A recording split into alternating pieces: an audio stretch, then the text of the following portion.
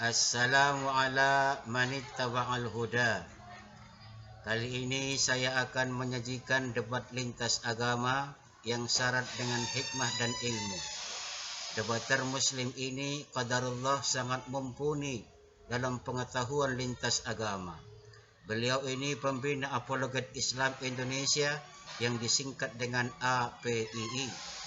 Jauh sebelum kita familiar dengan istilah zooming, debater ulung ini sudah berkiprah dengan konsisten sejak awal WhatsApp muncul dalam dunia digital ini. Hingga sekarang, beliau adalah pembina sebuah kumpulan para apologet Islam, sekaligus pembina para mu'allaf yang bersinergi dengan kumpulan-kumpulan lain yang satu visi dan misi dengan APII. Insyaallah, gurunda kita ini adalah aset dinul Islam dalam mengkonter misi pemurtadan dari kelompok di luar Islam. Seorang muslim yang layak disebut juga ahli kitab yang handal, ilmunya yang mendalam, langgamnya yang menggelegar, narasinya yang begitu apik, didukung data dan dalil yang tak terbantahkan. Inilah gurunda kita, Zulkifli M. Abbas, yang kita kenal dengan sebutan Zuma. Mari kita simak dengan seksama debat lintas agama ini. Selamat mendengarkan. Assalamu ala manittaba'al huda.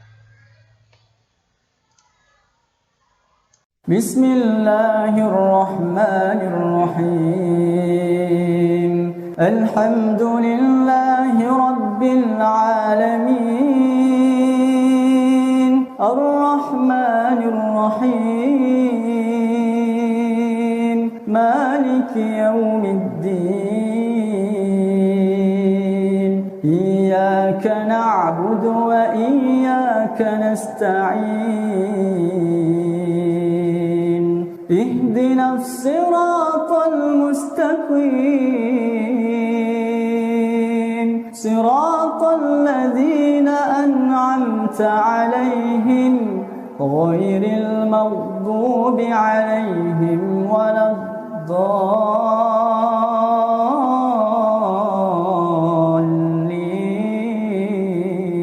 Katakan waspadalah kepada nabi palsu yang nyamar seperti domba, padahal dia adalah serigala. Serigala ini sudah dinubuatkan. Kejadian 49 nomor 27. Keturunanmu wahai Benyamin akan berlaku seperti serigala. Dia akan merampas rampasannya dan akan membagi-bagikannya kepada bangsa lain. Nah, Paulus mengaku dia adalah keturunan Benyamin. Serigala kan? Orang Farisi kan beliau itu. Jadi kalau dia orang Farisi, tergenapi, itu yang tergenapi. Nah, kalau saudara tadi pendeta Yunus mengatakan nubuatan-nubuatan, terlalu dangkal pemahaman Bibelnya. Berbicara mengenai penyaliban, satu-satunya nubuat yang kena terhadap penyaliban kepada Yesus itu adalah Yohanes 11 nomor 45 sampai nomor 57. Kayafas imam besar tahun itu bernubuat saat itu juga bahwa Yesus harus mati untuk bangsa Israel demi menyelamatkan bangsa Israel dari perampasan kekaisaran Romawi. Itu nubuat itu yang terjadi. Sehingga orang-orang Yahudi berkongko-kongko bersepakat untuk membunuh Yesus meskipun tak memiliki kesalahan. Makanya mereka melakukan tipu muslihat. Mereka melakukan kesaksian-kesaksian palsu demi untuk menyerahkan Yesus. Tapi pertanyaannya, apakah Bapak yang mengutusnya mengizinkan hambanya yang suci ini teraniaya oleh orang Roma dan Yunani dan orang Yahudi? Gak mungkin. Bapak yang mengutus aku, dia menyertai aku, dan dia tidak akan membiarkan aku seorang diri. Dia senantiasa berkenan kepada aku karena aku senantiasa melakukan pekerjaan yang diperintahkan. Yohanes 8 nomor 29. Begitu pendeta Yunus, belajar lagi Pak, biar sedikit ada cahaya dalam hati. Demikian teman-teman, guru-guru saya, silakan. Siap, Bang Rastrum, silakan monitor Bang Rastrum. Monitor Bang. Silakan menanggapin. Silakan tanggapi dari Runda Zuma untuk mengenai masalah tadi. Ya, Gurunda Zuma kan juga pendeta, jadi lebih mahir daripada saya. Bisa aja Bapak ini. Silakan Bang, silakan. Assalamualaikum warahmatullahi wabarakatuh, Bun. Bunda Milah, lanjut. Gurunda, assalamualaikum. Waalaikumsalam warahmatullahi wabarakatuh. Dengar-dengar sandalnya Pak Yunus hilang sebelah. Waalaikumsalam Bunda. Bang Zuma mau menanyakan Siap. Pertanyaan klasiknya. Iya. Perlakuan umat sebelum Nabi Muhammad dan setelah Nabi Muhammad itu seperti apa terkait dengan keselamatan dan dengan Tuhannya? Bisa dijelaskan? Terima kasih. Iya, kalau kita berbicara perlakuannya orang jahiliyah, orang jahiliyah itu sudah mengenal Allah, Pak. Sudah mengenal Tuhan itu bernama Allah. Dari sejak dulu orang-orang Quraisy itu ketika ditanya siapa nama Tuhanmu, siapa yang menciptakanmu, siapa yang mengadakan ini semua, dia mengatakan Allah. Tapi belum ada syariat, belum ada tata cara ibadah, belum ada hukum-hukum yang datang kepada mereka. Tak ada petunjuk yang datang kepada mereka kemudian. Maka mereka menyembah berhala. Mereka menyembah berhala. Nabi Muhammad kemudian datang untuk membimbing mereka. Al-Quran surah Asy-Syura ayat 52. Mereka kemudian dibimbing, mereka diajarkan tentang Islam. Karena memang Nabi Muhammad diutus sebagaimana dalam Al-Quran surah An-Nahl ayat 44. Litubayyina linnas. Nabi Muhammad diutus kemudian kepada bangsa jahil, sehingga apa yang terjadi? Yang tadinya jahiliyah menjadi beradab. Bukan beradab cuman panas-panas tai kuku. 1400 tahun iman mereka tidak goyah sampai hari ini. Sampai hari ini bangsa jahiliyah dibuatnya jadi bangsa yang beradab. Mereka menjadi bangsa yang kemudian memiliki dedikasi terhadap keyakinan yang dibawa oleh Nabi Muhammad. Mereka menjadi pelopor daripada ajaran Nabi Muhammad. Yang tadinya jahiliyah menjadi mukmin, menjadi muslim, menjadi orang yang bertakwa, orang yang takut kepada Allah. Inilah yang terjadi sampai hari ini. Sampai hari ini. Jadi bangsa jahiliyah yang tadinya tidak dipandang kemudian, alhamdulillah kerajaan Allah yang diutus kepada para nabi itu diambil dan diberikan kepada bangsa keturunan Nabi Ismail alaihissalam. Itu yang terjadi, Pak. Silakan. Ya, terkait dengan keselamatan ini belajar ya Bang Zuma ya. Siap. Terkait dengan secara teologis keselamatan sebelum Muhammad itu kan belum ada syahadat. Nah, itu bagaimana Bang Zuma dengan yang setelah Muhammad mengenal syahadat? Sebenarnya syahadat itu kan persaksian, Pak. Nabi Musa mengajarkan itu. Shema Israel, Adonai Eloheinu, Adonai Ahad. Bahkan Nabi Musa kalau kita lihat di dalam kitab Keluaran 7, itu Nabi Musa diutus kemudian untuk menjadi Tuhan, menjadi Elohim bagi Fir'aun, dan diminta kepada kaumnya untuk percaya itu, bahwa dia adalah wakil Tuhan. Begitu juga kepada Nabi Isa. Nabi Isa diminta kemudian mengajarkan kalau dirinya itu adalah utusan Allah. Wa isqala Isa bin Maryam ya bani Israel inni rasulullahi ilaikum. Diminta oleh Allah kepada Nabi Isa untuk agar mengajarkan kepada Bani Israel kalau dirinya itu bukan anak zina, tetapi dia adalah Rasulullah, utusan Allah. Makanya di dalam Yohanes 17 nomor 3 itu kan syahadat. Hidup kekal itu adalah mereka mengenal engkau satu-satunya Tuhan yang benar dan mengenal Yesus yang engkau utus. Sama seperti di Islam.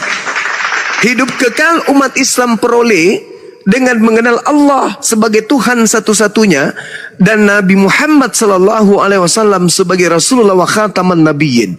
Itu umat Islam akan memperoleh hidup kekal jika mereka kemudian tetap teguh memegang kesaksiannya itu dan mengimplementasikan kesaksiannya dalam bentuk niat, tindakan, perilaku sehari-hari. Seperti itu, Bang. Jadi seluruh nabi itu umatnya bersyahadat, mempersaksikan, oh Nabi Musa ini adalah Nabiullah. Nabi Musa ini adalah utusan pencipta langit dan bumi. Oh, Yesus ini adalah utusan pencipta langit dan bumi. Ingat, kedudukan Kristen pada saat Yesus datang di tengah Bani Israel, itu nggak punya kelas, tidak punya bagian di sana. Kristen itu muncul jauh setelah Yesus itu terangkat ke langit. Kristen ini adalah agama buatan tangan manusia dengan mengambil bagian daripada pengajaran Nabi Isa alaihissalam di tengah-tengah kaumnya Bani Israel. Kemudian mereka membentuk satu sekte, membentuk satu ajaran, mencocok-cocokkan kemudian kitabnya orang Yahudi yang diterjemahkan dalam bahasa Septuaginta abad ketiga sebelum Masehi. Mereka kemudian mengoreksi, merevisi sampai kepada bertemunya dengan kitab kanon abad keempat. Jadi terjemahan Septuaginta dinikahkan, dikawinkan dengan kitab kanonik beserta surat Paulus pada abad keempat. Lalu kemudian disatukan buku ini, lahirlah konsep perjanjian lama, perjanjian baru. Lahirlah Katolik. Coba Anda lihat terjemahan-terjemahan Anda. Kalau Anda melihat terjemahan-terjemahan kitab saudara, lalu Anda tuangkan ke dalam original teks yang ada, maka sangat jauh menyimpang. Bahkan terjemahan yang ada sekarang, kalau kita lihat original teksnya, manuskrip tertua, itu ada yang tidak ada, Pak. Tapi muncul sekarang sebagai terjemahan. Kenapa? Hanya sekedar untuk memuaskan nafsu penyembahan terhadap selain pencipta langit dan bumi, yaitu Yesus Kristus yang disamakan, diangkat, dilantik setara dengan pencipta. Nah, makanya Yesus nanti mengusir.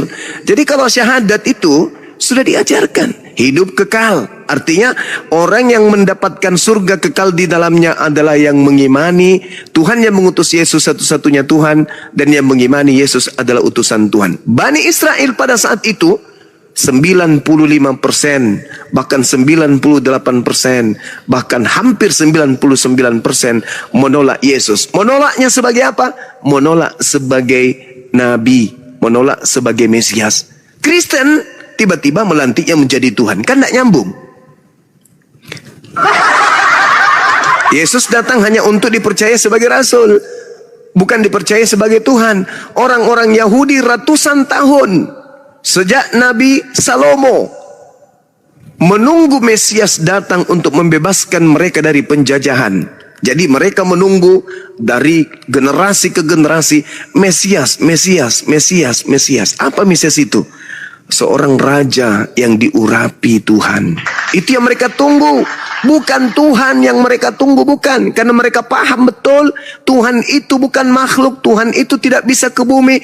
Tuhan itu tidak serupa dengan manusia. Jadi mereka tak ada terbersit sedikit pun dalam benak mereka Tuhan kita akan datang. Gak ada itu konsep itu, gak ada. Yang mereka tunggu manusia yang diurapi. Begitu datang ternyata Yesus, orang yang lahir tanpa ayah, anak zina yang datang, maka sebagian mereka menolaknya. Nah, selesai perkara. Muncul Kristen dari kalangan orang-orang Farisi, menjadikan mujizat yang dilakukan Yesus di tengah-tengah itu, di tengah-tengah mereka itu, kemudian dicocokkan dengan konsep dewa. Dewa mereka membuat petir. Wah, ini petirnya lagi kencang kali. Ini dewa api yang marah. Ketika gelombang laut kemudian tinggi, ini dewa laut marah. Ketika panennya mereka gugur, ini dewa padi lagi marah. Begitu ada Yesus datang membangkitkan orang mati, terjadi gempa bumi. Kemudian angin badai menjadi tenang dibuatnya. Air menjadi anggur. Mereka mengatakan, oh ini sifat dewa kita. Mereka tidak mengenal Tuhan, yang mereka kenal dewa. Maka yang mereka lihat, tentara Romawi yang mereka lihat terhadap Yesus, ini dewa, ini dewa, ini anak dewa, ini anak dewa. Maka semua gelar yang ada di kitab Tanak terhadap pencipta langit dan bumi berubah seketika secara frontal menjadi theos, menjadi dewa. Sehingga nggak ada hubungannya. Makanya saya sering bertanya kepada orang-orang yang hebat di kalangan Kristen, apa hubungannya antara Kristen dengan kitabnya orang Yahudi? Sedangkan orang Kristen ini bukan bagian dari dakwah misi para nabinya Yahudi. Mereka semua diutus hanya untuk kalangan Bani Yakub. Kok tiba-tiba Kristen dari Barat ini mengambil kitabnya orang Yahudi dalam bentuk Septuaginta? Alasannya apa? Untuk kemudian melanggengkan kekuasaan Imperium Romawi, agar sembahan mereka, dewa-dewa mereka itu tetap disembah oleh seluruh bumi. Mereka menginginkan dewa mereka itu yang disembah oleh seluruh penduduk bumi. Makanya di mana kemudian ada otoritas gereja Katolik pada masa itu dan bahkan sampai hari ini, maka semua daerah yang ada di bawahnya harus tunduk kepada kebijakan gereja Roma. Itulah yang terjadi. Nah, nanti muncul Protestan, baru terpecah. Muncul kemudian yang memprotes kebijakan-kebijakan gereja Katolik, kebijakan-kebijakan Imperium Romawi, baru muncul Protestan. Habis itu muncul lagi. Akhirnya menjadi beberapa sekte. Itu dasarnya. Tapi kalau kita berbicara mengenai benang merah, sama sekali nggak ada. Cuman Yesus mengatakan, waspadalah kepada non-Yahudi yang datang kepadamu nyamar-nyamar seperti Yahudi, padahal mereka adalah serigala yang buas. Itulah yang Yesus minta kepada muridnya agar hati-hati. Dari buahnya, kata Yesus, kau bisa mengenal mereka. Apa itu? Membubarkan dan menghancurkan cakupan daripada syahadatain, persaksian tadi, dan bersaksi bahwa Yesus adalah utusan Tuhan. Itu dirubah, diputar balikkan kemudian menjadi Yesus itu adalah Tuhan yang satu-satunya itu. Nah, itulah yang terjadi. Bapa itu Esa, maka Esa juga lah dia yang menjadi perantara antara Bapa dengan manusia, antara manusia dengan Bapa, yaitu Yesus Kristus. Jadi Yesus juga duduk sebagai yang Esa. Jadi ada dua yang Esa di situ menyaingi Tuhan. Demikian, Bang. Oke, cukup jelas. Ada perbedaan sedikit, Bang Zuma. Di tempat kami itu masih ada keraguan sebelum Yesus tentang terkait dengan keselamatan. Karena Yesus ada dan itu diberitakan setelah Yesus tidak ada. Nah, terkait dengan keselamatan itu masih diragukan. Yang hidup sebelum Yesus itu diragukan untuk keselamatan. Memang berarti secara runtutan teman-teman Muslim lebih bisa punya dasar untuk di seluruh nabi-nabi sebelumnya itu betul-betul juga inline gitu dengan Isa sampai dengan Muhammad. Seperti itu, Bang Zuma, kesimpulan saya. Cukup rinci sekali. Iya. Jadi sebenarnya, Bung, sedikit lagi. Al-Quran itu sudah menggariskan. Makanya kami umat Islam ini juga tidak bisa menutup mata dengan adanya gerakan-gerakan kristenisasi melahirkan semangat kami untuk berjihad. Karena kami menganggap dialog-dialog seperti ini itu adalah bagian jihad. Memperjuangkan akidah di depan orang-orang non-muslim, perang logika, perang argumentasi, itu adalah jihad menurut pandangan kami. Al-Quran datang kemudian menyampaikan, dan apa yang disampaikan Al-Quran itu sudah terbukti. Jauh sebelum Al-Quran itu pun sudah terbukti. Nah, sedangkan Nabi Muhammad tidak pernah melakukan penyelidikan. Contoh misalnya dalam Al-Quran surah Al-An'am ayat 153. A'udzubillahi minasyaitonirrajim. Wa anna hadza sirati mustaqima fattabi'un. Dan sungguh inilah jalanku yang lurus, maka ikutilah. Perintahnya kemudian wala tattabi'u subula fatafarraqa bikum an sabili. Jangan kamu ikuti jalan-jalan yang lain yang akan mencerai-beraikan kamu dari jalannya. Zalikum wassakum bihi la'allakum tattaqun. Demikianlah Allah memerintahkan kepadamu agar kamu bertakwa. Kata Al-Quran, jalan lurus itu adalah dinul Islam, mengikuti ajaran Islam. Bahkan ahli Taurat, Bani Israel yang diutus kepada mereka beruntun nabi, beruntun rasul dan kitab suci, diminta pada akhirnya oleh Allah, qad ja'akum rasuluna yubayyinu lakum. Wahai ahli kitab, telah datang kepadamu rasulku Nabi Muhammad yang menceritakan sebagian dari kitab yang engkau sembunyikan. Telah datang kepada kalian cahaya dan jalan, dan aku akan memberikan jalan keselamatan kepada siapa yang aku inginkan, yang aku kehendaki. Barang siapa yang mengikuti Nabi Muhammad, jelas aku ampuni dan aku akan mencintainya. Itu dalam Al-Quran cakupannya seperti itu. Jadi Al-Quran menyatakan wa anna hadza sirati mustaqima Fattabi'un. Fattabi'u kata Allah. Maka ikutilah, inilah jalanku yang lurus. Tak ada jalan yang lain. Kalau engkau memilih jalan selain daripada Islam, maka jalan itu akan mencerai-beraikan kamu. Jalan itu akan mencerai-beraikan kamu. Coba, bagaimana dengan orang Kristen yang selalu katanya mengikuti Yesus. Bercerai-berai enggak mereka? Bercerai-berai. Itu fakta, itu fenomena yang ada. Itu real di hadapan kita. Sehingga kalau berbicara mengenai jalan lurus itu, akulah jalan, akulah kebenaran, akulah hidup. Tidak ada yang sampai kepada Tuhan kalau tidak melalui aku. Betul. Itu betul. Makanya dalam Al-Quran itu disebutkan ketika Nabi Isa alaihissalam mengatakan, wa isqala Isa bin Maryam ya bani Israel inni rasulullahi ilaikum musaddiqan lima baina yadayya min. Ayatnya Ustaz, dilanjutkan Ustaz, saya lupa ayatnya. Al-Quran surah As-Saf. Aku ini adalah utusan Allah kepada kalian, memberitakan kemudian tentang Taurat, membenarkan Taurat dan mengabarkan tentang datangnya seorang nabi bernama Ahmad. Itu kata Nabi Isa alaihissalam. Maka kami menjadikan itu sebagai jalan. Akulah jalan, akulah kebenaran, akulah hidup. Tidak ada yang sampai kepada Bapa tanpa melalui aku. Betul.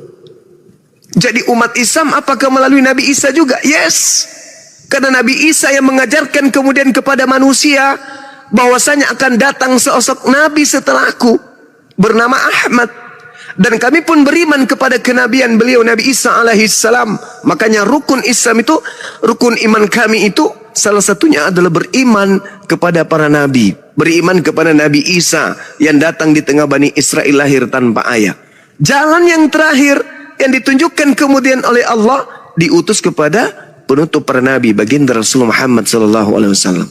Maka kata Allah, jika engkau memilih jalan selain daripada jalan yang kutunjukkan kepada Nabi Muhammad, maka jalan yang engkau pilih itu akan mencerai-beraikan kalian dari jalannya.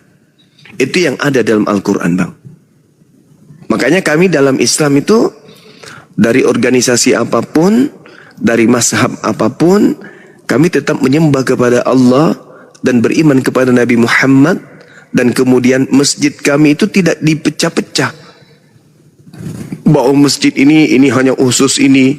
Masjid ini bukan untuk kita. Masjid ini untuk golongan yang lain. Enggak ada. Islam Anda lihat di Indonesia masjid itu ada berapa ribu.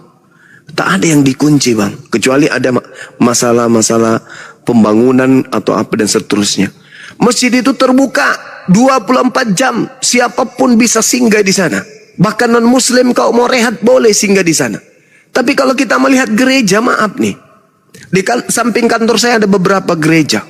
Digembok pintunya. Sudah begitu pintunya punya gerbang. Gerbangnya di pintu lagi. Gerbangnya punya kompleksnya punya gerbang. Di gerbang lah dikunci lagi. Serba dikunci.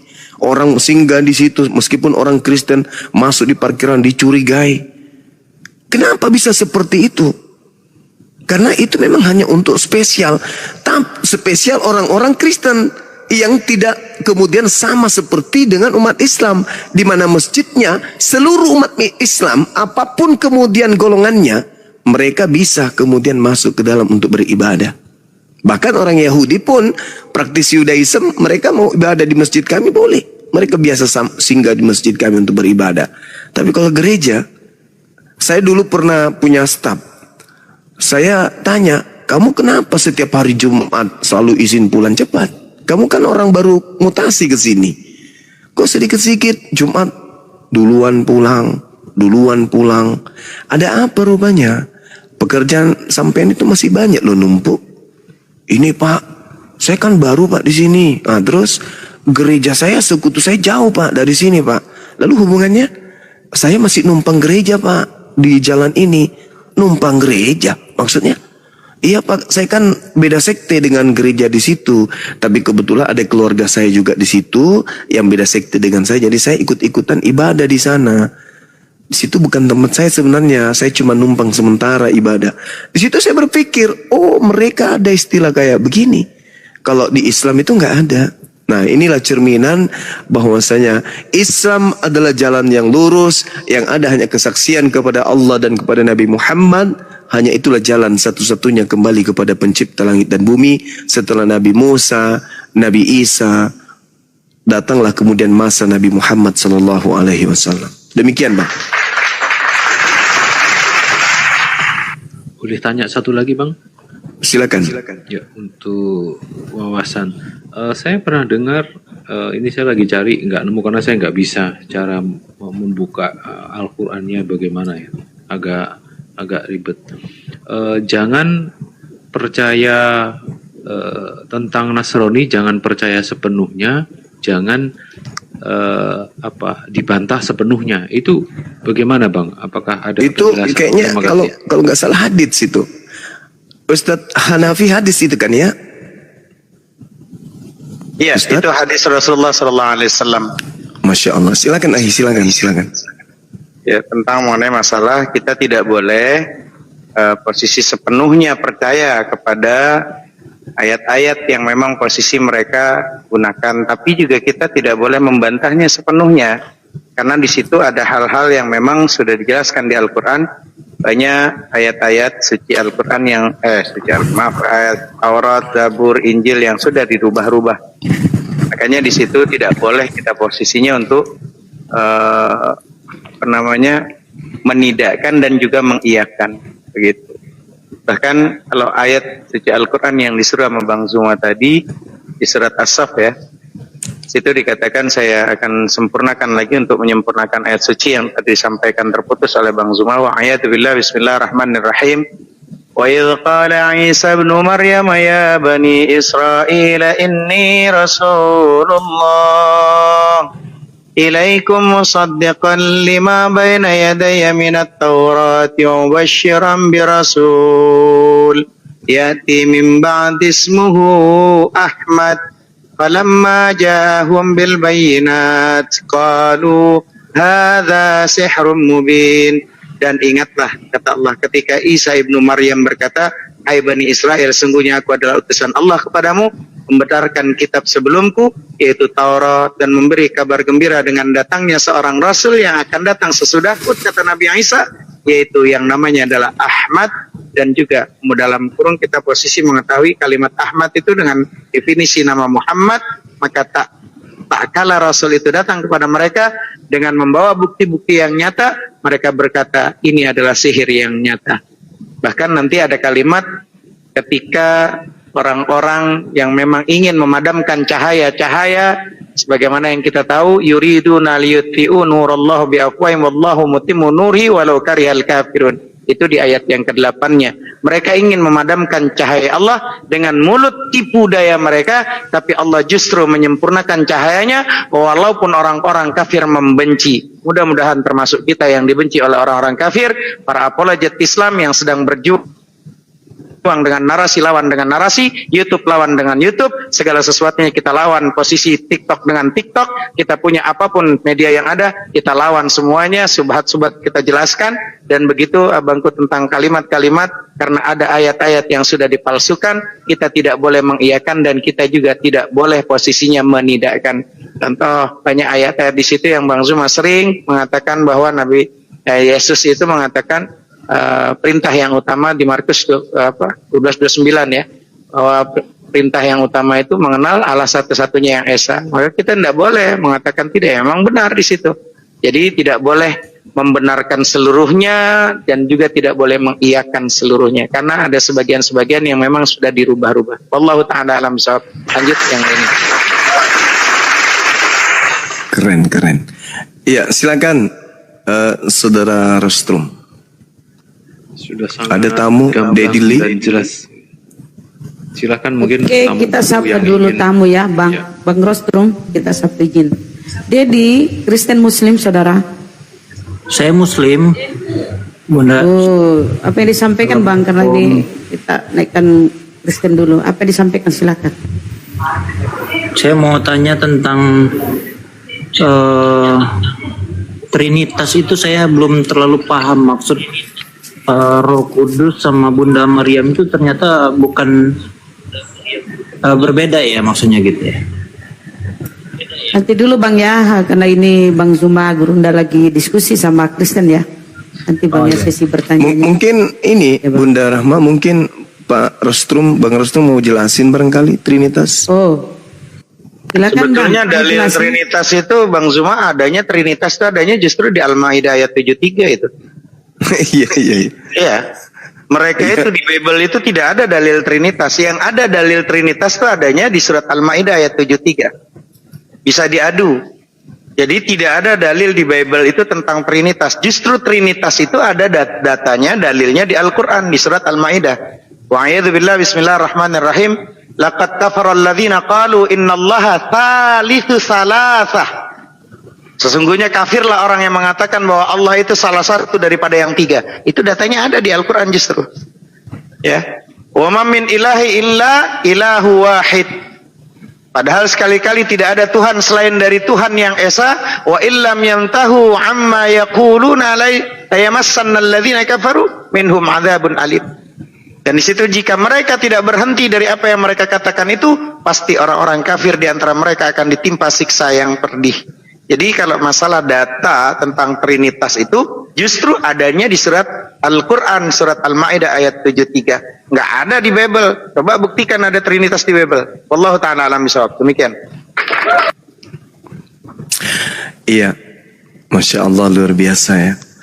Jangan-jangan mereka niru Al-Quran kali ya. Ini saya membuka Al-Maidah.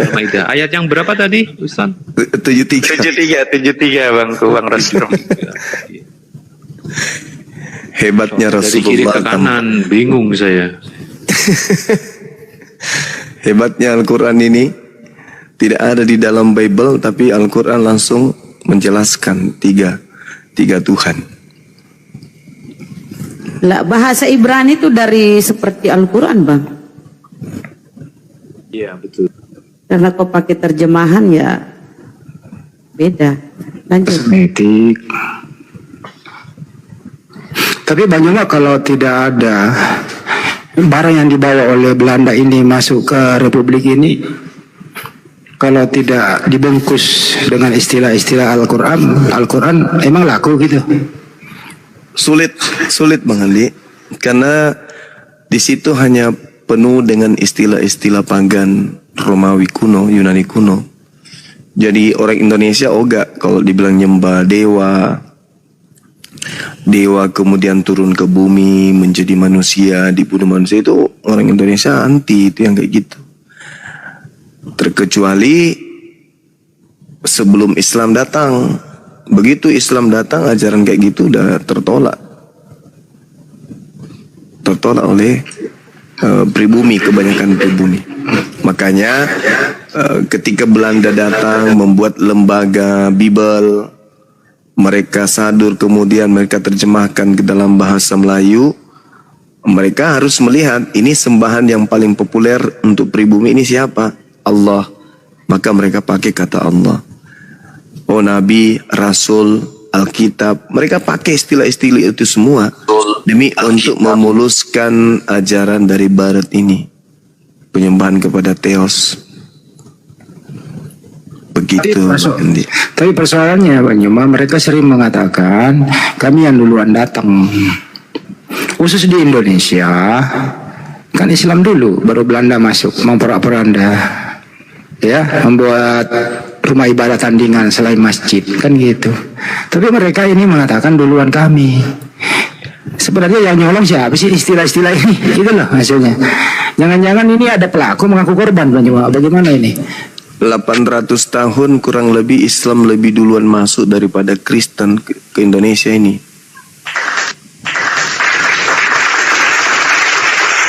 Kristen masuk ke Nusantara itu abad ke-16. Sedangkan Islam lebih dulu di abad ke-8. Jauh selisihnya. Jauh. Memang duluan mereka, duluan di Roma sana lebih dulu. Tapi satu hal yang mesti dipahami bahwa antara Nabi Muhammad dengan Yesus berkata ada nabi tapi palsu. yang datang kepada pengikutnya. Nah, karena Nabi Muhammad belakangan, Paulus yang lebih dulu, dan Paulus memang terciduk datang kepada pengikut Yesus, maka Nabi palsunya ya Paulus. Begitu, Jo. Oh, itu si Danis, si Kepdes ini kenapa diturunin? Katanya Banjuma lagi dongeng. Lu naik sini lah. Silakan Rostrum. Ya, ini tadi yang disampaikan saya baru ketemu ya, karena saya juga membeli Al-Quran Bang Zuma. Maaf saya tidak bisa baca, tapi saya cari yang terjemahan ya. Ini saya cukup kaget sih. Saya baru kali ini malam ini tahu ini sih. Ini boleh saya baca tadi ya, Al-Maidah 72 ya. 73. Saya tertarik dengan 72 Ustadz. Sebentar, ini agak ini ya, saya tersinggung ini sebentar. Sungguh telah kafir orang-orang yang berkata sesungguhnya Allah itu dialah Al-Masih putra Maryam, padahal Al-Masih berkata, wahai Bani Israel, sembahlah Allah Tuhanku dan Tuhanmu. Sesungguhnya barang siapa mempersekutukan Allah, maka sungguh Allah mengharamkan surga baginya, dan tempatnya ialah neraka, dan tidak ada seorang penolong pun bagi orang zalim. Nah, maksudnya kafir karena ini gimana ya? Ini sangat ini, saya agak tersinggung ini dengan ini. Ini baru ketemu ini malam ini. Gimana Bang? Gimana Bang?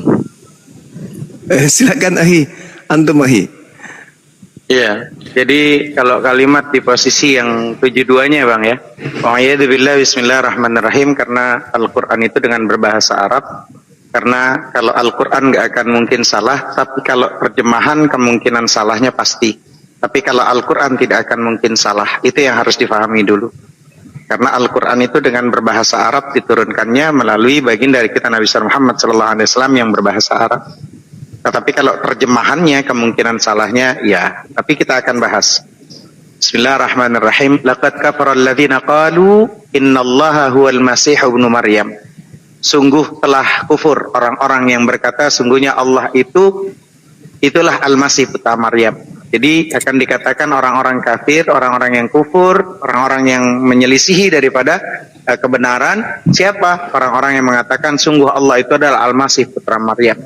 Wa qala al-Masihu ya Bani Israel a'budullaha rabbi wa rabbukum.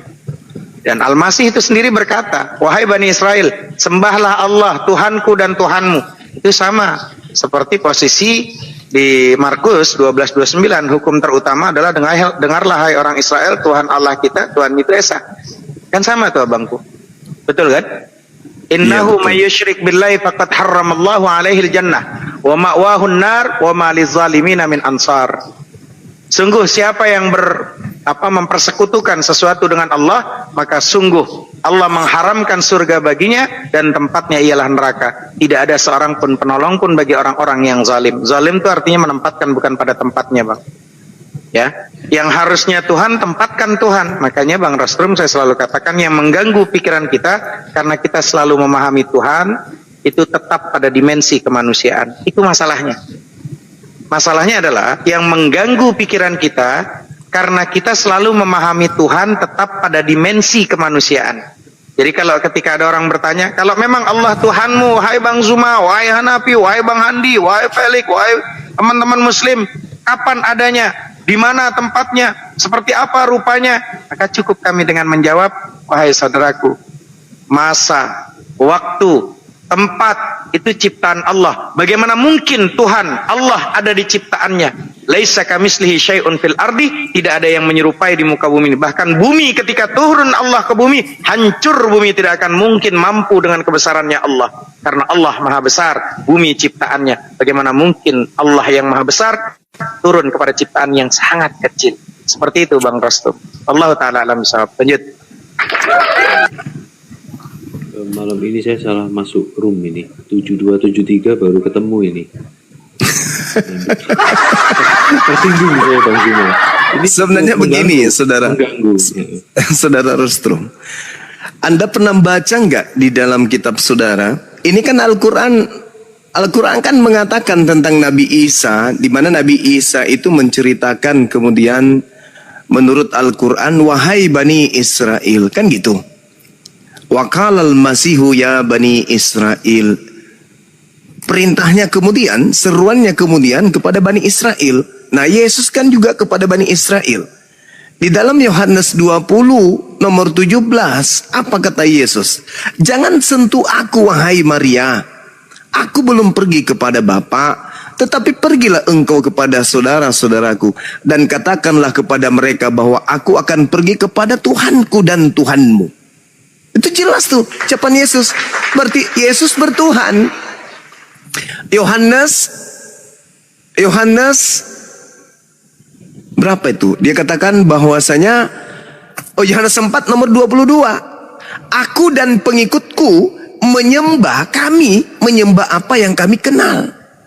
Artinya, aku dan pengikutku menyembah kepada pencipta langit dan bumi, dan kalian menyembah kepada Tuhan yang kalian tidak kenal. Itu jelas itu. Berarti dengan kata lain, Yesus betul-betul mengajarkan kepada Bani Israel untuk menyembah kepada Allah, pencipta langit dan bumi. Tuhannya Yesus dan Tuhannya Bani Israel. Shema Israel, Adonai Elohenu, Adonai Ahad. Itu jelas itu, Markus 12:29. Jadi apa yang diterangkan oleh Al-Quran itu tidak keliru. Memang Nabi Isa, dalam hal ini Nabi yang diutus kepada Bani Israel lahir tanpa ayah, menyeru kepada Bani Israel supaya Bani Israel itu menyembah hanya kepada Tuhan yang mengutus Yesus. Bahkan iblis pun kan, apa kata iblis? Yesus kepada iblis, hanya sembahlah Allah, hanya kepada Allah saja engkau berbakti. Lukas 4, Matius 4. Itu kan jelas. Tidak pernah Yesus sedikit pun mengatakan sembahlah aku. Sedangkan Kristen hari ini menyembah Yesus. Yesus memberikan teori, Yesus memberikan praktek, di mana Yesus kemudian bersungguh-sungguh berdoa, sujud, memohon kepada Tuhan. Bahkan di dalam Ibrani 5 nomor 7, sebagai manusia dia telah mempersembahkan doa yang sungguh-sungguh kepada Dia yang sanggup menyelamatkannya dari kematian, dan atas kesolehannya doanya dikabulkan. Dia sampai disebut orang soleh. Kalau kita lihat dalam Yohanes 14 nomor 31, apa kata Yesus? Dunia harus tahu. Maksudnya apa? Orang Indonesia harus tahu bahwa aku Yesus senantiasa mengasihi Bapa. Mengasihi artinya mentaati Bapa. Dan bahwa aku senantiasa melakukan pekerjaan-pekerjaan yang diperintahkan Bapa kepadaku. Artinya Yesus memperhatikan kepada murid-muridnya, mencontohkan kepada murid-muridnya untuk taat hanya kepada Allah yang mengutusnya. Berarti benar Al-Quran ini. Tidak pernah Yesus mengajarkan menyembah dirinya. Al-Quran mengajarkan, Nabi Isa mengajak muridnya Bani Israel menyembah kepada yang mengutusnya. Dan begitu juga di dalam Bible. Yesus mengajarkan pengikutnya untuk mengasihi Bapa. Kasihilah Tuhanmu. Apa kasihi Tuhan itu? Baca dalam Ulangan 11 nomor 1, Yosua 22 nomor 5. Rupa-rupanya mengasihi Tuhan adalah melakukan dengan setia kewajibannya, mentaati apa yang diperintahkan, tuntunan, perintah, larangan. Itu yang harus dilakukan. Dengan setia, barulah disebut kasih. Berarti kami, makanya di Islam itu Bang, kami selalu memuliakan Yesus itu. Memuliakan Yesus itu. Kalau saudara Kristen mengatakan diludahin, ditampar, ditonjok, kemudian digantung, ditombak, dibunuh, kami tidak terima. Kenapa mesti kami yang membela Yesus? Padahal kami bukan ngaku-ngaku pengikutnya. Ya karena kami tahu Yesus ini, yang Nabi ini, yang datang ke tengah Bani Israel membawa hikmat Injil kepada Bani Israel, itu adalah Nabiullah, Rasulullah. Beliau adalah manusia suci, terkemuka di dunia dan di akhirat. Mustahil dia sama seperti yang diceritakan dan yang diinginkan oleh Kristen. Terkutuklah, dibunuhlah, ditamparlah. Itu tidak terjadi kepada Yesus. Saya kira begitu dari saya. Silakan teman-teman yang lain. Masya Allah. Gimana Bang Rostrum, udah paham? Iya, sangat paham. Seluruh karangan Yohanes ini terjawab di Al-Maidah 72-73 kesimpulan saya. Ya, di situ. Itu sih. Dan di setiap gereja maupun di seminari, karangan Yohanes ini tidak pernah ada. Mungkin disobek dulu atau disimpan gitu mungkin. Ini perlu kita teliti supaya nggak mempermalukan kami gitu ya. Karena nggak pernah dibahas untuk Yohanes ini secara detail. Baik itu di gereja maupun di seminari. Itu.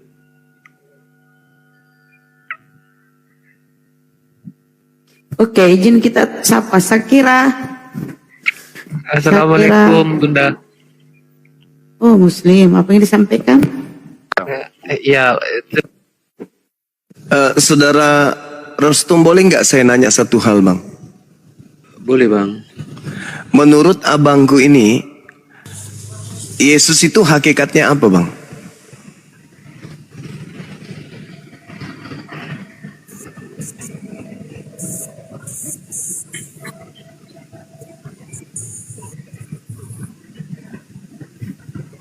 Itu bro.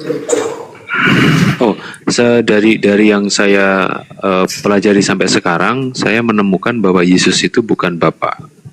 Itu, Bang. Hakikatnya manusia berarti. Ya. Ada nggak dalil yang pernah saudara temukan di Bible yang menguatkan kalau hakikatnya dia manusia? Manusia kan dilahirkan dari kandungan jelas manusia. Itu ada percampuran darah Maria sebagai manusia. Itu dulu. Iya. Tapi kalau dalil yang menguatkan hakikatnya sebagai manusia itu ada di 1 Yohanes 3 nomor 2, Bang.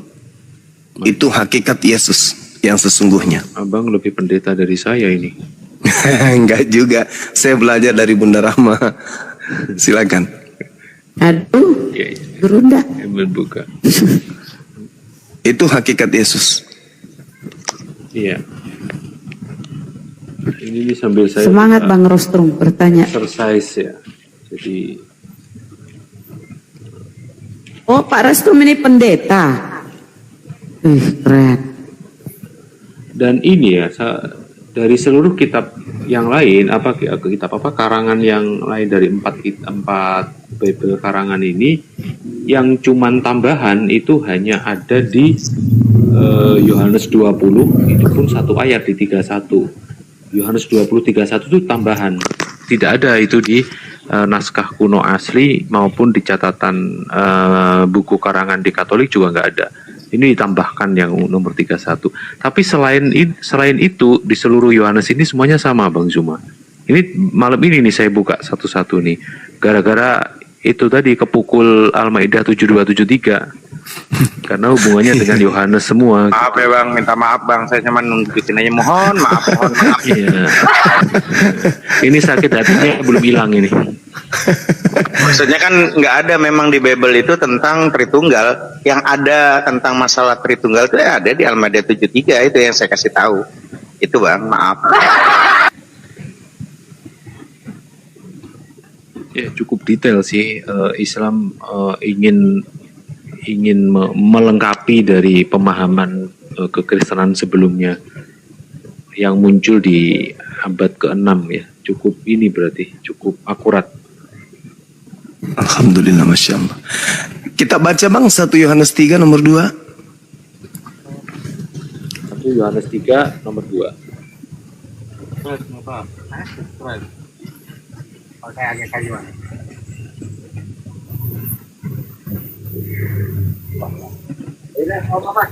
Apa?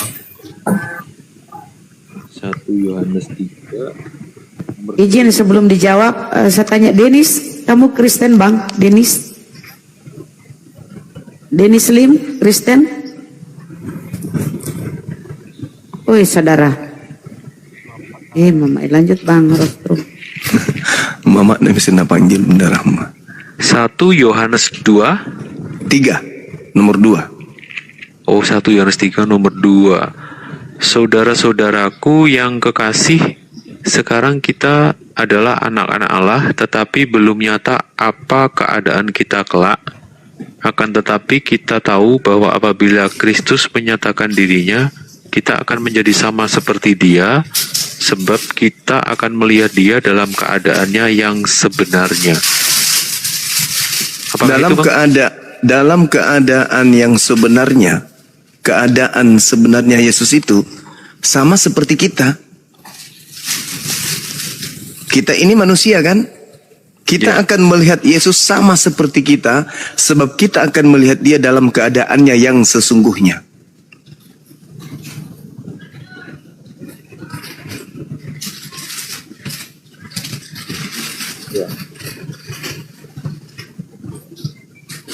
Berarti keadaannya sama seperti kita. Yesus itu dalam keadaan yang sesungguhnya ya sama seperti kita. Kalau Yesus itu Tuhan, bahaya. Kita juga Tuhan berarti. Ini Bang Zuma ini membuat pemikiran saya terguncang ini. Madu. Bang Rostrum tahu nggak kalau Yesus itu bahasanya dengan bahasa yang semitik dengan bahasa Arab, Bang Rostrum? Orang Yahudinya itu. Nah, gimana? Ya, bahasa Ibrani itu bahasa yang serumpun dengan bahasa Arab. Oh ya, kalau itu tahu. Kan ini kalau saya makin lama di atas, ini nanti saya lepas jubah ini lama-lama ini. Kenapa? Iya, enggak gini loh abangku. Kalau abangku harus jujur, yang namanya orang belajar secara akademisi ya, disekolahkan gitu loh. Apalagi kalau bisa jadi pendeta gitu kan luar biasa. Kalau dia mau jujur, oh ya bahasanya itu harusnya bahasa yang serumpun dengan bahasa Arab kan. Maka ketika dia harus serumpun dengan bahasa Arab, maka penterjemahkannya jangan pakai bahasa pagan Yunani. Betul tidak, Bangku? Iya. Jangan pakai bahasa Yunani. Kalau dia mau pakai bahasa dengan bahasa yang memang serumpun, maka menandakan bahwa orang-orang Yahudi dalam kebudayaan dan bahasa mereka sendiri telah menggunakan frase anak Tuhan, bahkan kalimat Tuhan untuk orang-orang yang telah dipilih oleh Tuhan, diutus sebagai nabi, gitu loh. Makanya banyak kalimat-kalimat posisi seperti ya, ketika kita membaca 2 Korintus 4 ayat 4-nya tuh, nomor 4 ya. Jadi 2 Korintus 4 nomor 4-nya dikatakan setan pun itu bisa menjadi Tuhan. Orang-orang yang tidak percaya, yang pikirannya telah dibatalkan oleh ilah zaman ini, kan gitu. Itu jadi Tuhan kalau nanti pakai bahasa pagan. Bahkan kalau cuman gara-gara sebutan anak, ini bahaya. Ya. Maka kalimat-kalimat ini harus diperhatikan. Mazmur 82:6 itu, aku sendiri telah berfirman, kamu adalah Allah dan anak-anak yang maha tinggi, kamu sekalian. Itu akan jadi banyak Tuhannya nanti. Nanti di Keluaran 7 nomor 1 berfirman Tuhan kepada Musa, lihat aku mengangkat engkau sebagai Allah bagi Fir'aun, kalau bahasanya posisi itu ya, abangmu akan menjadi nabimu. Itu jangan diartikan bahwa posisi Musa itu Allah, tidak bisa. Jadi harus menggunakan dengan bahasa semitik serumpun dengan bahasa Arab. Jangan digunakan bahasa pagan Yunani. Akhirnya anak Tuhan akhirnya jadi, ya jangan salahkan ketika berubah bahasa aslinya Yesus berubah jadi bahasa Theos gitu. Lanjut.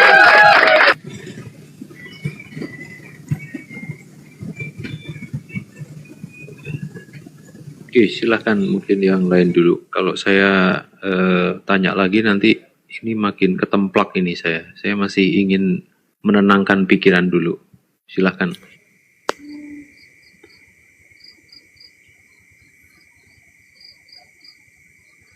Silakan Bang, apa kira-kira yang masih ingin dipertanyakan? Bukan itu kalau Pak Restro. Pak Restro, apa yang menyebabkan Anda terguncang ini imannya nih? Apa poinnya gitu loh yang disampaikan Bang Zuma sama Ustaz Hanafi? Ustaz Hanafi sama Bang Zuma cukup rinci tentang historical dari Isa, konsep Isa sebagai manusia kemudian bergeser menjadi disebut sebagai Bapa itu, kemudian Ustadz menyinggung juga di Al-Maidah 72-73, itu yang membuat tergelitik saya agak terganggu malam ini dengan dua ini, Dan ini masih saya buka di depan mata saya, di sebelah ini handphone saya.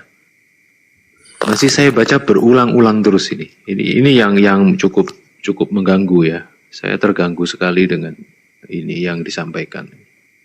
Itu Bang Handi. Terganggu ke hal positif apa ke hal negatif?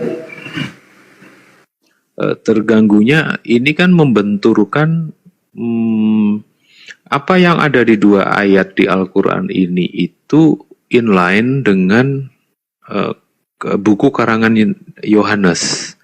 Isinya inline dan terwakili oleh dua ayat ini. Ini saya baru tahu malam ini, gitu.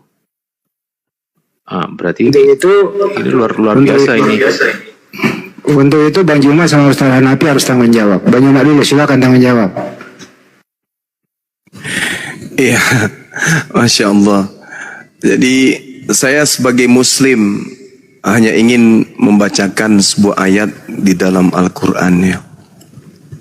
Ketika Allah Subhanahu wa Ta'ala kemudian berfirman kepada Nabi Muhammad, Nabi Muhammad kemudian membacakan dalil ini yang sampai kepada kami umat Islam. A'udzubillahi minasyaitonirrajim. Wa man azlamu mimman iftara 'ala Allahil kadhiba wa huwa yud'a ilal Islam. Wallahu la yahdil qaumaz zalimin.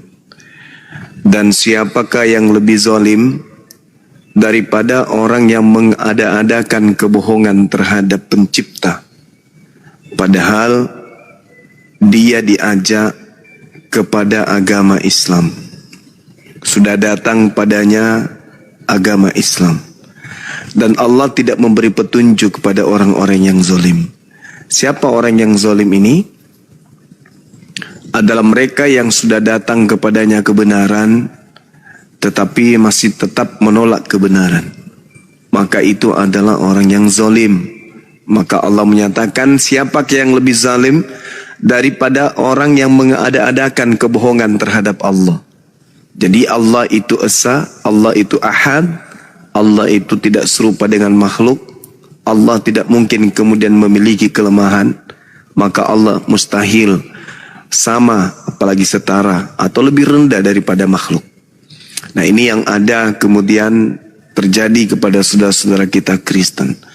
Dulu kalau orang Kristen itu masih tetap saja mengikuti ajaran dari Barat sebelum Nabi Muhammad itu datang, ya mungkin masih bisa kita katakan wajar, karena mereka masih terkungkung oleh si jahat, sang pembinasa keji, sang nabi palsu yang datang kemudian kepada mereka. Tapi ketika datang Islam, apa yang dibenci dari Islam? Apa yang ditolak dari Islam? Ketika Islam menyeru Allahu Akbar, maka yang diserunya itu adalah pencipta yang maha besar. Maka otomatis yang kemudian mendengarkan ya Allah yang maha besar itu. Ketika orang-orang Kristen menyeru ya Yesus, mana ada Yesus dengar? Maka yang mendengarkan ketika orang-orang non-muslim menyeru kemudian kepada Tuhan-Tuhan mereka, sembahan-sembahan mereka, ya Allah, pencipta langit dan bumi yang maha mendengar, yang mendengarkan itu. Dan Allah tidak pilih kasih. Dalam kehidupan di dunia ini Allah tidak pilih kasih. Ini si fulan tidak menyembahku, aku nggak kasih oksigen. Oh ini si fulan tidak menyembahku, aku nggak kasih rezeki. Oh ini si fulan, mereka kelompok ini tidak menyembahku, malah menyembah kepada ciptaanku. Aku kasih mereka penyakit, aku kasih mereka miskin-miskin semua. Tidak. Makanya Al-Quran menerangkan Allah itu Ar-Rahman. Allah itu maha pengasih. Allah itu maha memberi. Kepada yang kepada yang menyembahnya, kepada yang kufur kepadanya, kepada yang ingkar kepadanya, semuanya dikasih. Tapi kasih sayangnya itu hanya berlaku kepada umat muslim. Jadi kalau ada orang kemudian minta kepada Tuhannya selain daripada Allah, Allah kita yang mendengarkan, Tuhan kita yang mendengarkan. Allah kasih. Ini aku kasih sebagai hambaku, sebagai ciptaanku, aku kasih apa yang engkau butuhkan. Tetapi nanti pertanggungjawabannya itu di akhirat. Kau gunakan apa hidupmu ketika engkau di dunia? Kau manfaatkan apa ilmumu ketika engkau di dunia? Apakah Islam belum datang kepadamu? Apakah para apologet Islam tidak ada datang menyeruhmu? Apakah tidak ada di antara umatnya Nabi Muhammad yang mengabarkan jalan yang benar kepadamu? Kalau ada, berarti kamu jatuh dalam posisi manusia yang zalim. Apa yang kamu tidak suka terhadap umatnya Nabi Muhammad? Ibadahnya begitu disiplin, begitu teratur, mereka begitu kemudian adil di dalam hidup. Mereka kemudian begitu mengayomi kalian dalam hidup. Mereka mencintai kalian, menyayangi kalian, mengayomi kalian, melindungi kalian. Meskipun beda akidah, kalian diperbolehkan hidup berdampingan dengan mereka. Ibadah-ibadah mereka tidak mengganggumu, dan mereka pun tidak mengganggu ibadahmu. Apa yang kamu benci? Kamu lihat umat Islam itu, begitu ada takbir dikumandangkan, azan dikumandangkan, mereka berbondong-bondong, entah itu siang, entah itu malam, mereka tidak peduli datang kepada rumah ibadah mereka. Apa kamu kira di tempat ibadah mereka itu ada foto Tuhannya? Apa kamu kira di rumah ibadah mereka itu ada gambar Tuhannya? Apakah kamu kira di rumah ibadah mereka itu ada patung Tuhannya? Tak ada. Kamu datang ke masjid, kamu temukan bangunan yang berbentuk kotak, di dalamnya tidak ada gambar sembahan-sembahan mereka. Tapi kenapa mereka datang ke sana? Kenapa mereka enggak di rumahnya saja untuk sujud? Dikarenakan di masjid mereka merasa nyaman, mereka merasa lebih dekat dengan Tuhannya, khusyuk berjamaah menyembah kepada Tuhannya. Tengok, kenapa kalian tidak mencontoh? Apa yang kurang? Mereka pada bulan suci Ramadan, anak-anak, orang remaja, orang dewasa, orang tua, mereka bersatu padu menjalankan puasa itu. Kompak mereka. Apakah itu tidak cukup?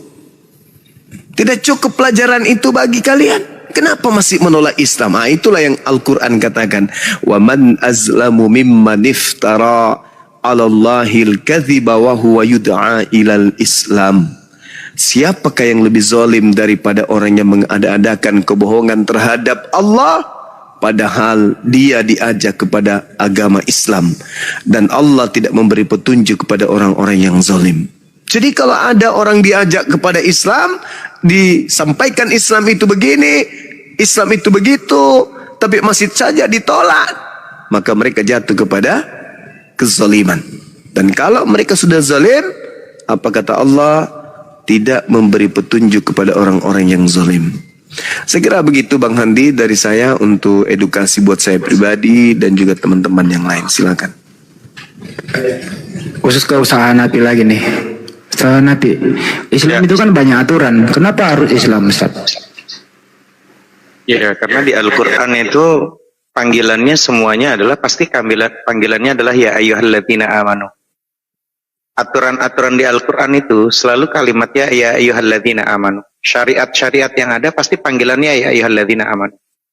Bab puasa ya ayyuhalladzina amanu kutiba alaikumusyamu kama kutiba alal ladzina min qablikum la'allakum tattaqun. Ya. Nah, di situ kalimat-kalimat kalau syariat pasti itu larinya kepada yang namanya orang beriman. Jadi nggak ada yang namanya panggilnya orang kafir.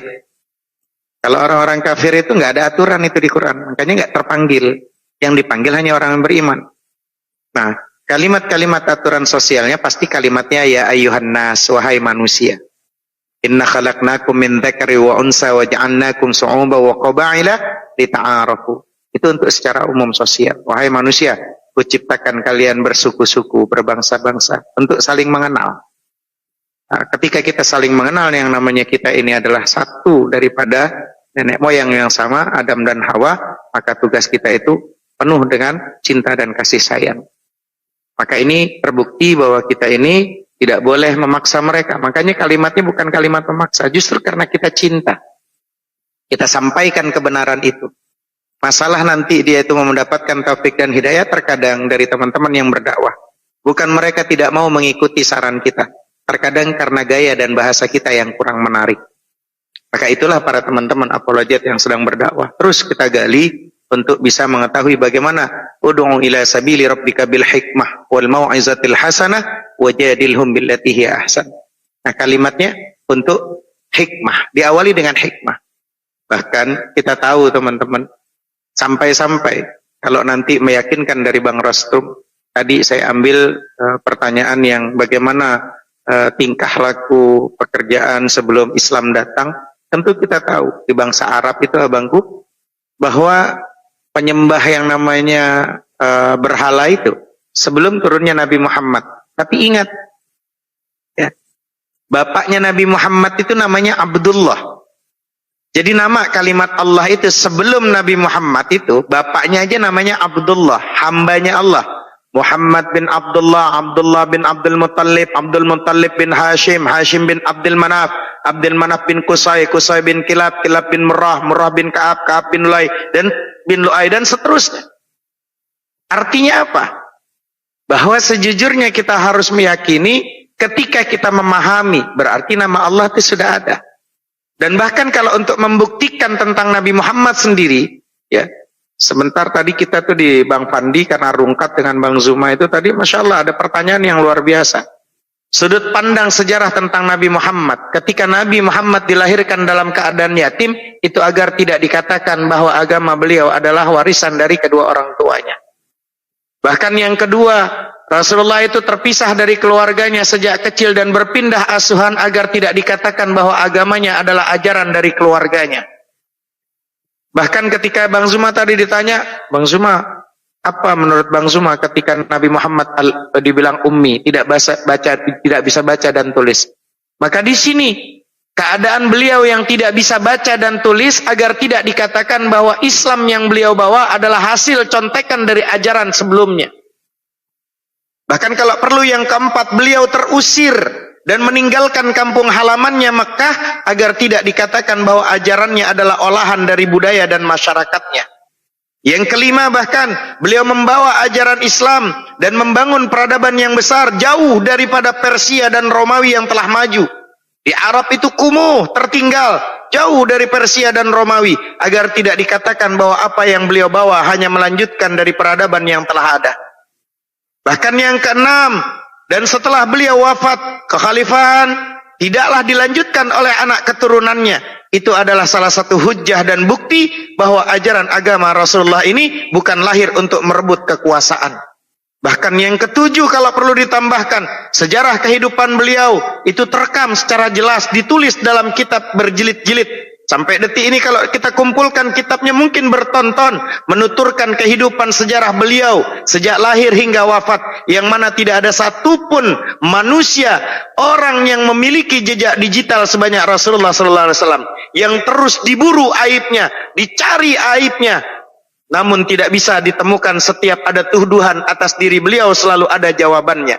Bahkan yang terakhir kalau perlu, salah satu mukjizat beliau abadi terjaga hingga hari ini, menantang siapapun yang hendak membuktikan kebenaran ajaran dan risalah yang beliau bawa, karena itu dari sumber yang sama. Maka saya selalu kalimatnya adalah diakhiri dengan kalimat Al-Quran yang luar biasa, yang tadi kita sudah sampaikan dan Bang Rostum sudah mengiyakan. Bayangkan, kata Allah Rabbu Jalla Jalaluh, seandainya abangku, seandainya nih, kalaulah memang Al-Quran itu bukan dari sisi Tuhan, ya, bukan dari Allah, itu sudah dibilang di surat An-Nisa ayat 82. Wa'iyadu billah bismillah, afala yatadabbaruna al-Qur'an. Maka tidakkah mereka menghayati, mendalami Al-Quran? Walau kana min 'indi ghairillahi lawajadu fihi ikhtilafan katsira. Sekiranya Al-Quran itu bukan dari Allah, pastilah mereka menemukan banyak hal yang bertentangan di dalamnya, karena ini dari sumber yang sama. Diambil dari Tauratnya, masuk. Diambil dari ajaran-ajaran sebelumnya, ajaran Nabi Musa, Tuhannya manusia atau bukan, makhluk atau bukan, bukan. Tak terlihat, tidak. Tidak serupa, tidak. Al-Quran, laisa kamitslihi syai'un fil ardi, juga tidak. Maka ini membuktikan. Maka tugas kita, syarat utama untuk mendapatkan kebenaran itu bukan kitab suci. Syarat utama untuk mendapatkan kebenaran itu bukan hadis. Syarat utama untuk mendapatkan kebenaran itu bukan dari kitab-kitab yang ada di muka bumi ini. Syarat utama. Syarat itu artinya ini, ketentuan-ketentuan yang harus dipenuhi sebelum melakukan satu pekerjaan. Syarat utamanya adalah akal itu kita sehat. Kita memiliki akal yang sehat. Untuk mendapatkan Islam, maka akalnya harus benar-benar berfungsi dengan baik dan benar. Karena itulah teman-teman, kalaulah di Al-Quran di surat Al-A'raf ayat 179 Allah berfirman, wa yadzubillah bismillah wa laqad dzara'na li jahannama katsiran minal jinni wal ins lahum qulubun la yafqahuna biha wa lahum a'yunun la yubsiruna biha wa lahum adhanun la yasma'una biha ulaika kal an'am bal hum adall ulaika humul ghafilun. Sungguh akan aku isi neraka jahanam kebanyakan daripada jin dan manusia. Siapa mereka yang masuk ke dalam neraka? Lahum qulubun la yafqahuna biha. Punya hati tapi hati enggak dipergunakan. Karena Tuhan menciptakan kita ada panca indera, penglihatan, pendengaran, ada hati nurani. Yang mana semua itu kita harus cari tahu untuk pembenaran itu. Walahum a'yunun la yubsiruna biha. Punya mata tapi mata tidak digunakan untuk membaca kitab sucinya. Ya, baca yang Buddha, yang Hindu, yang Kristen, yang Islam, baca kitab suci Anda, cari tahu. Walahum adhanun la yasma'una biha. Punya kuping tapi kuping enggak digunakan untuk mendengarkan kebaikan-kebaikan dan kebenaran. Umpama kayak di TikTok ada kayak gini, oh masuk ke hati. Dengar, lihat lagi di kitab benar atau tidak. Kalau enggak digunakan, itu masuk ke dalam neraka jahanam. Ulaika kal an'am kata Allah, mereka seperti binatang ternak. Balhum adal, bahkan lebih sesat daripada binatang ternak. Ulaika humul ghafilun, mereka lah orang-orang yang lalai. Maka banyak, kenapa satu-satunya kitab suci agama, satu-satunya setelah kita baca hanya Al-Quran yang perintahnya untuk mikir supaya mendapatkan Islam dan kebenaran. Dan yang kedua, mengaitkan 100% orang yang tidak mikir dengan neraka. Ini ayatnya. Maka masuk neraka orang kenapa? Karena mereka dikasih akal tapi tidak mau berpikir. Khawatir nanti di surat Al-Mulk ayat 10 Allah berfirman apa? Wa qalu law kunna nasma'u aw naqilu ma kunna fi ashabis sa'ir. Al-Mulk ayat 10. Apa kata Allah? Dan mereka berkata, sekiranya kami mendengar atau memikirkan peringatan-peringatan dari Bang Zuma, Hanafi, Stelik, Handi, Bunda dan Wina, Bunda Rahma, seandainya kami dulu TikTok dari kan kami ngikutin aja. Tidaklah kami termasuk penghuni neraka yang menyala-nyala. Itu surat Al-Mulk ayat 10. Ya. Nah, yang berikutnya kenapa khamar? Minum-minuman khamar diharamkan di dalam Islam dan dikaitkan dengan ummul jaraim bahasa Arabnya, ibunya dari seluruh tindakan kriminal, karena khamar ngilangin akal. Kalau hilang akal, semua itu jadi salah. Kenapa? Karena orang nggak bisa beriman, nggak bisa mikir. Dan boleh nggak orang muslim itu tidak sholat? Boleh kalau dia hilang akal. Maka agama hanya untuk orang yang berakal. Wallahu ta'ala a'lamu bissawab. Demikian Bang Adi. Masya Allah. Takbir. Allahu Akbar. Ke Bang Rostrum dulu lagi. Bang Rostrum masih memantau? Masih memantau. Apakah boleh saya bertanya? Ya, mau nanya dulu ke Anda. Kira-kira ada nggak ajaran Islam yang Anda tidak sukai? Silakan. Ini tadi yang disampaikan saya tidak suka.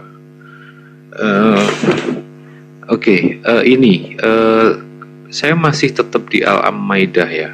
Jadi ini saya baca Al-Masih putra Maryam hanyalah Al-Maidah 75. Hanyalah seorang rasul. Sebelumnya pun sudah berlaku beberapa rasul. Dan ibunya seorang yang berpegang teguh pada kebenaran. Keduanya biasa memakan makanan. Perhatikanlah bagaimana kami menjelaskan ayat-ayat kepada mereka, kemudian perhatikanlah bagaimana mereka dipalingkan.